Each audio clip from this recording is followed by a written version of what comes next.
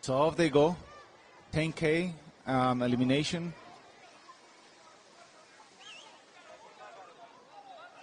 Ladies, he's probably going to lead a good part of the race just to position his teammate so they can secure that gold medal.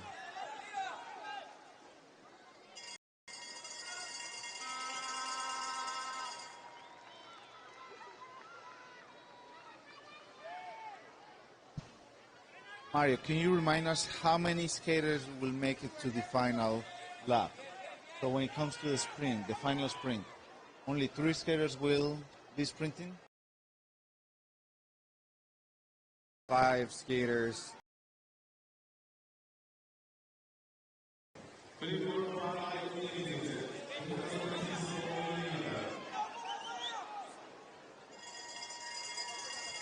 Osberto Lopez from Guatemala, he was the first eliminated.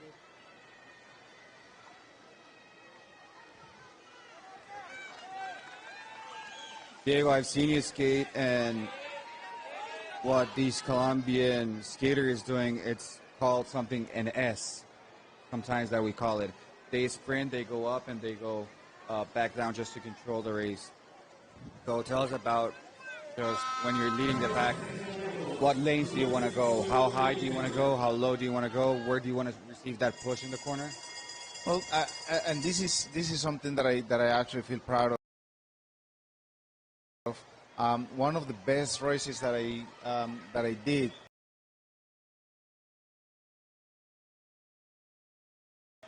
and this is just facing my retirement, was I raced these 10 or 15K back in the days, and I was working for Jorge Luis y Fuentes, and I feel proud because I was in front of the race for most of the race, and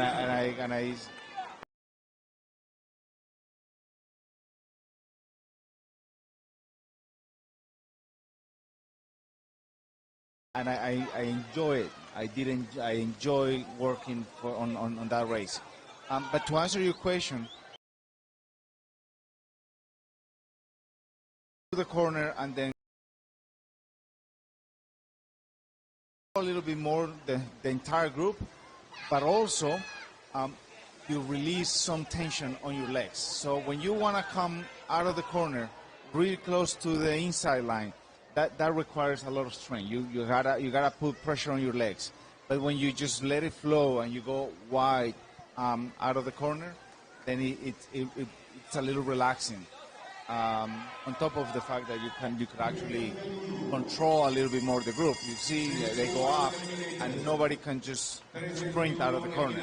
So that's more or less how you should maneuver these early laps. And then for the coaches, what's the reason of that, Mario? I really don't know what the actual reason was why they banned the headsets, but we saw that, I think, till 2010, and I just think they wanted skaters just to make better decisions on their own and not just rely so much on the coaches. I think that's one of the reasons they did that. I don't think the racing changed that much as skaters just consistently race different nationals, international races, and they start developing their own strategies. So I believe it was some kind of help. For me, it was very important. I don't know about you, Diego. Did you like being or having a headset on? Did maybe that put pressure on you, or you like to have someone speaking on your ear? Well, for marathons, it was actually crucial. For our marathons that we used to race in Europe, we had to have it because the pack was always so big that it was difficult to know if what was happening in the front or what was happening in the back. Sometimes we would make it to the front of the group after a start, and we didn't even know it was a breakaway already going. So for the marathons, it was definitely crucial. Now for the race, for the track, I never enjoy it. I was never too happy with that because I couldn't really focus on my race. I liked the coaches on the corner, coming out of the corner, always just giving me, thumbs up, or you're good, or you gotta go to the front.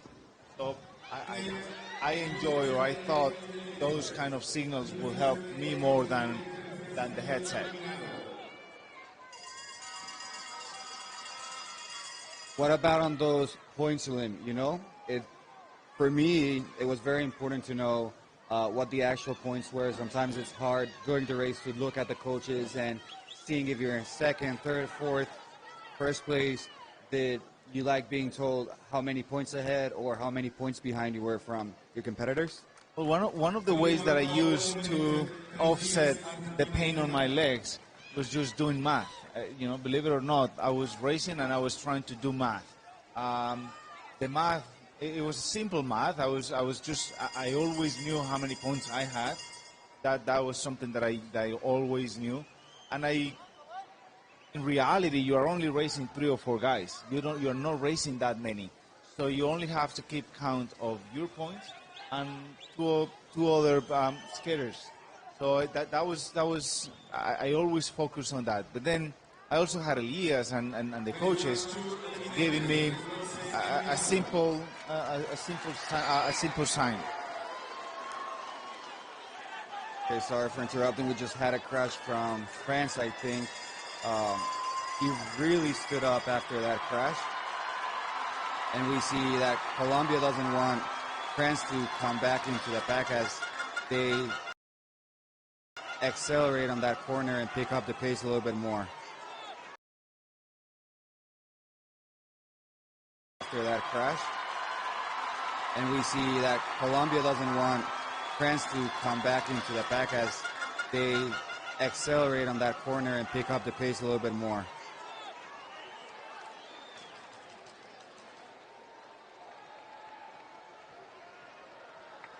So wait, how does that math work? I always try to do it, and then 10 laps in, I just couldn't remember how many points I had or how many points my other rivals had. So you could do it 2 different ways. You could actually keep the numbers, as in I have 10 points and Mario have 3 points. You could also keep those numbers, or you could just go with I'm 3 points up or 3 points down. So you only need to know where you are. You don't need to know the amount. You just need to know you are up or down and for how much. That's more or less how I did it. And then again, yes, you're. Do you remember a time where it just took you by surprise that this skater that you didn't have in your mind that will be like a medal contender, he just started performing? Sometimes we don't know how some skaters are just being prepared and how they arrive to certain world championships, and then you're being surprised right then. Yes, that when it comes to the points, that always happens with when you have a team. For example, we saw it yesterday with the Colombian team, where one skater, the one who's going to win, goes to win points, and then the other skater from Colombia or the other skater from the team goes to steal the points from the contenders. So, as an example, one of my last race as a skater, I made Jorge Cifuentes go full sprint with bar swings, trying to win 1 point, and actually Jorge won that point. So it was a double-edged sword where I made Bart go as hard as he could for 1 point, and he actually lost it. Right away after that, I attacked, and yes, I did attack not only my teammate but also my enemy, but it worked. We were actually talking about that yesterday, just not going for those points that really take just a toll on your legs, and that's definitely a strategy that works when you have some teammates to go for the points. Going back to this race, we have the Colombians, we have Ecuador, which also have a complete team, and we also have Italy. Italy, it's towards the end of the group, so we don't. It leads me to believe that here they're not that strong on this race, but it's definitely coming to the end of the race, and you could see Colombia has been doing a lot of spending on the front of the group. I think it's better for the Colombians to be on top here as the eliminations are just getting tighter and tighter, you know? Everyone is just sprinting all the way to the end, and we see Ecuador right there really on the risk of being eliminated. And as you can see, Mario, this race has it's been driven in a particular way. I call it snappy, where they don't maintain a high speed or high pace through the race. They only accelerate out of the corner.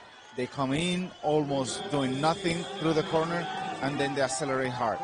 That is just extremely painful on the legs. Oh, we have a push there.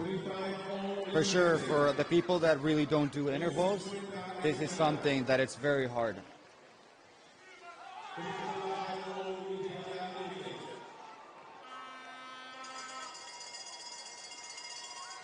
I can see France being very well located, and he's saving energy. He's at the right spot, so I think the Colombians should watch out for the French. He looks comfortable in his skating.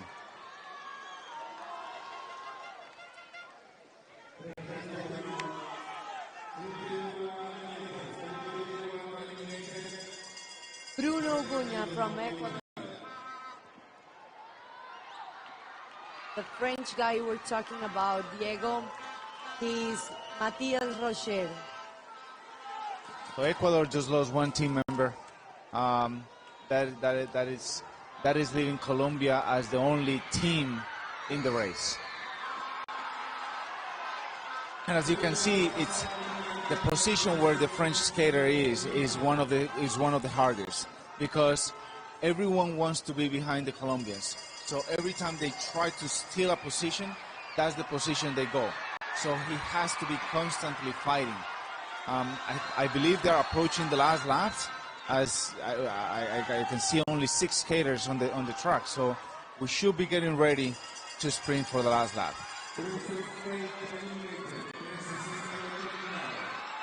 So we have 2 Colombians, France, Costa Rica, and Ecuador here.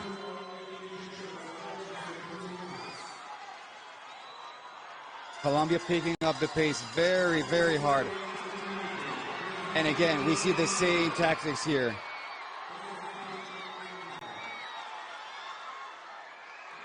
Very nice pass from Ecuador there. He's probably going to end up going second. There, 1 lap to go. Oh, and there, oh, okay. Oh, no.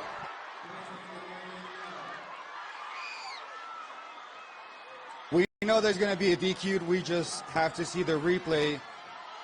What has just happened in that corner.